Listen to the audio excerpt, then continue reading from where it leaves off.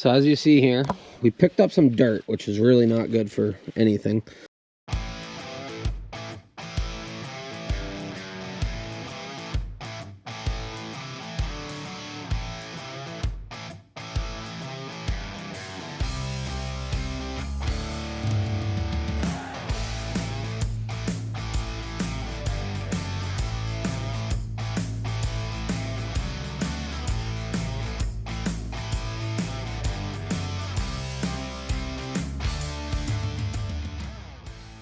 You are now watching the 2025 season of Farming with Duffy Ag.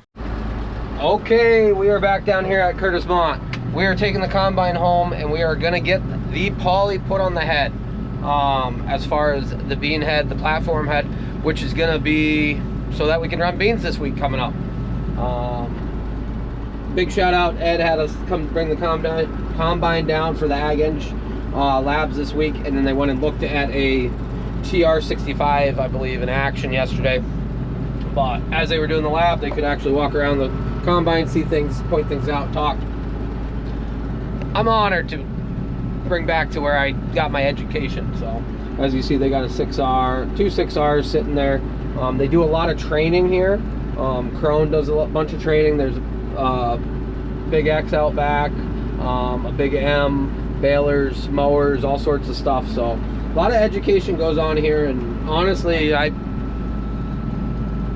much as it was education, it's networking and knowing people like Corey, who came over.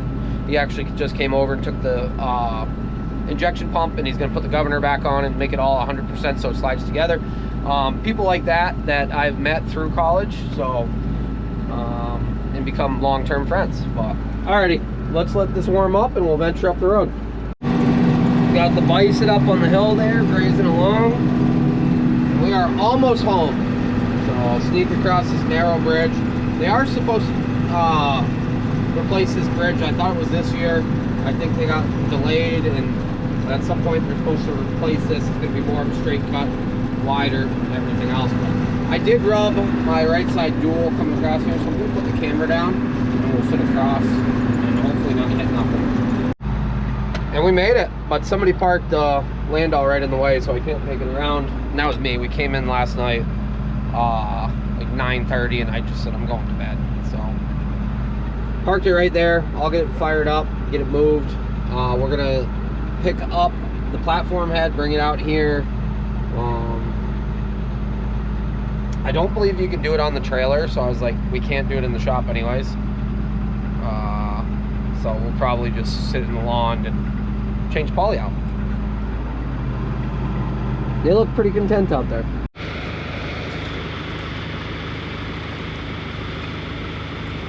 Yep. Got a little bit of work to do on it. We're definitely gonna have to take it off the trailer.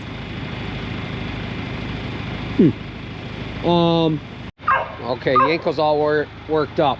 So we have to put new poly on it. It doesn't need poly on 100%, but we got a whole kit for it. This side had no poly. It was digging into the ground some more, but Zachary's gonna move it around. We'll get it undone. We do got to put air in these tires, but keep in mind this trailer's only got to go to one farm, and then we just got to put it back on it once. So if we keep it aired up, long term we should get tubes all the way around. I hate dealing with tires.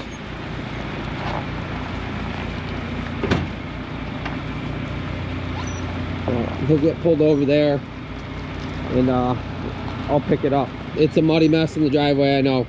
Gravel this week with some trucks. There's got to be something in there if Yanko's all worked up. So as you see here, we picked up some dirt, which is really not good for anything. But this side over here does not have any poly. We lost the sheet. I got it ordered.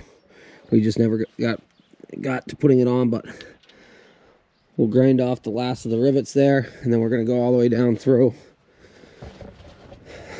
I regret having such a big head. It takes so much more effort to do. But you can see they're getting a little beat up. So we have all of this poly in the garage. Got it from, I believe it was Sloan Express. But I'll show you here. Yep, sheets of poly. So we go ahead and do it. We got all the rivets and everything else. Okay. I don't know how to do any of this, but we're gonna figure it out. Right, Zena? I think was over there really helping too. So I got this one on, only to find out there's longer and shorter, the rivets basically, but you hammer them on. So we started working on it. We got all the poly off, and we learned that it's way easier to do it on a bench than try to lay underneath it. The only struggle was the ones that actually have the supporting arm, like this one I tried to do. It's like near impossible hammering over your head, so we took one right off. And I think we'll do all of them except for this big skid plate. You got to take off a bunch of extra pieces, so we'll see how hard it really is. But yeah, making it happen.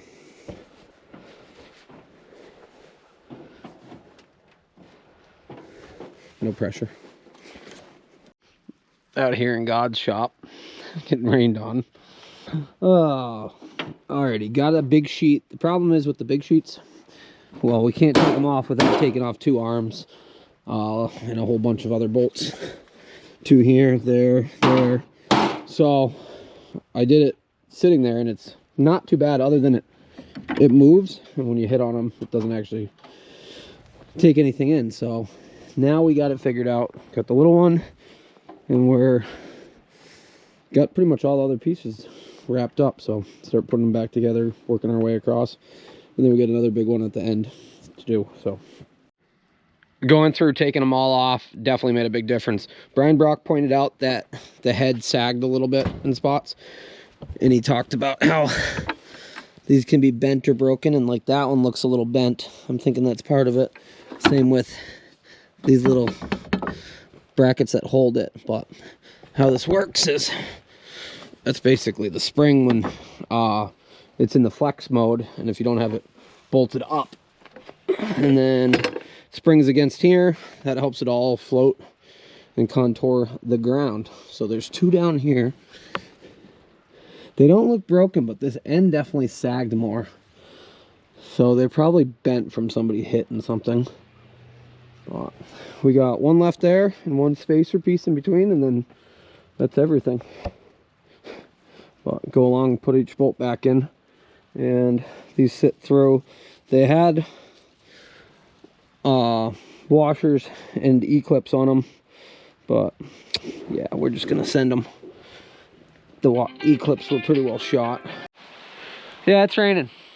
It's we're pretty wet, so we got 1 left to do.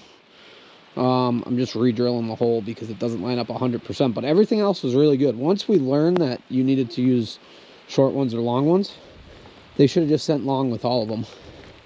But all new poly all the way along the bottom, looking good. Okay, so it stopped raining now that we stopped working, but appreciate Zachary. So he's part-time help now, Cobleskill freshman, and we've got some projects done that take 2 hands, and a lot of the stuff I do, it's so much easier with 2 hands, or two people, 2 sets of hands. So we are good to run beans through that. Combine, I'd like to get the AC O-ring fixed, and is that it? Oh, we need the right tie rod for the back, for peace of mind. But otherwise, that's good to run.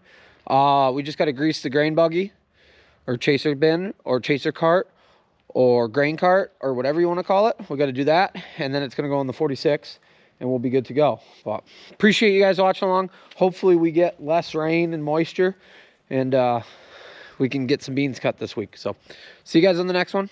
Have a good one.